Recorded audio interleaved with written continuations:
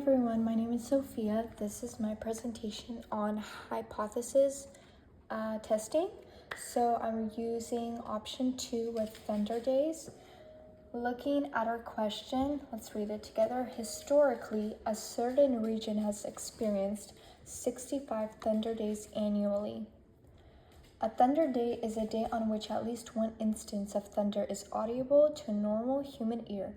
Over the past 11 years, the mean number of thunder days is 55 with a standard division of 20. Can you conclude that the mean number of thunder days is less than 65? Use A equals 0.01 level of significance and assume the population is approximately normal. So first thing we see, population is approximately normal. That is the first hint of a t-test. Now, continuing on, I'm going to create a graph, a little chart, and that's where I'm going to organize everything. So we know that our claim mean is 65. Now, our sample mean number is 55. And then our sample size, n, is 11, right here. Standard deviation is 20. And then our A significant level is 0.1. Just like this. All right, we see that our question asks for less than 65. Remember, less than, greater than. How to remember this? This looks like an L, so you could put less. And that's how you remember it. That's just a little hint that I always use. So our claim is going to be less than 65. The opposite of that is greater or equal to 65. And now our hypothesis, proper notation would be equal to 65. And then the alternative would be less than 65. Now, don't forget that from the alternative hypothesis, we realize what test we need to use. So because it's a less than symbol, that means we're using a left-tailed test. Another example, we bring back the two signs. If we create them into arrows, this arrow points to the right, this arrow points to the left side. So if we turn this into an arrow points to the left side, gives us a little hint that it's left-tailed. Now, significance level is 0.01, written right here. All right, now we're going to start with a test statistic. Now, test statistic has a formula that we use.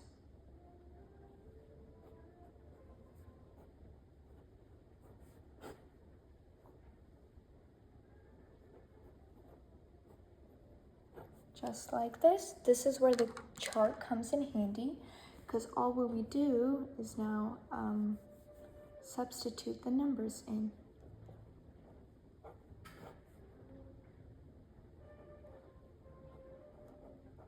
Just like this.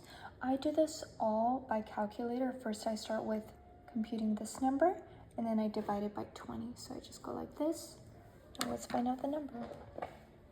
This is my calculator for today. All right. We get 3.31662.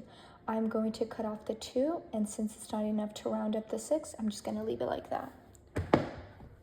So we're going to write that down, 3.3166. Just like that. If we divide that, we are going to get, now let's see, 20 divided by 3.3166. All right, we get 6.0302. I'm gonna leave it at the third decimal. The 2 is not enough to round it up, so that's what it's gonna be. All right, 55 minus 65 is -10. -10 goes on the top. Now let's do this equation. If we do 10 negative divided by, that was 6.0, like this. We get -1.6538. Now we're gonna round the 3 into a 4 because the 7 is enough for us to do that. So our test statistic is going to be negative 1, 6, 5, 8, 4. Just like that. All right, moving on to our critical value. Critical value was a little tricky for me. This is just how I realized how I want to do it. I understand that we need the degree of freedom. All right, and that's n minus 1. So if we know our n is 11 and our a significance level is 0.01, just like this. All right, we're gonna plug in the 11 minus 1 is 10. Boom. And we're gonna use this. And I do it by Google Sheets. It's just the easiest way for me to do it. So as you can see, I put it in. This was my formula at the top. I put all the right numbers. I got negative 2.7638. Let's write that down. Critical value, negative 2.7638.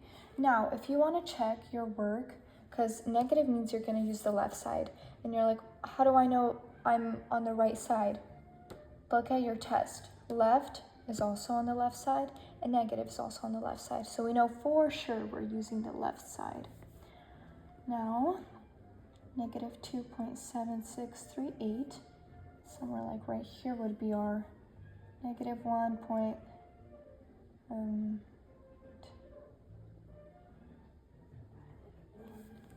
there you go. All right, we're gonna shade that in. Oop. And our test statistic number is greater than our critical value. So that gives us the understanding that we failed to reject the null because that is not enough information for us, evidence-wise. If you want to check it a different way, you could also do it with the p-value. So for example, p equals, or you could also do this with Google Sheets and be like 0. And that also lets us know by like looking at the values. For the end, we're going to interpret the result. We're going to write, there was not enough evidence. There was not enough evidence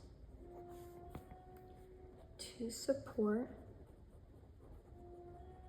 this claim. And then I like to write down the claim from the question, that the mean number was less than 60. Just like that, we are done. I hope you guys understood my version of this, how I like to do it, and I hope that you guys got to learn something for yourself. Bye guys.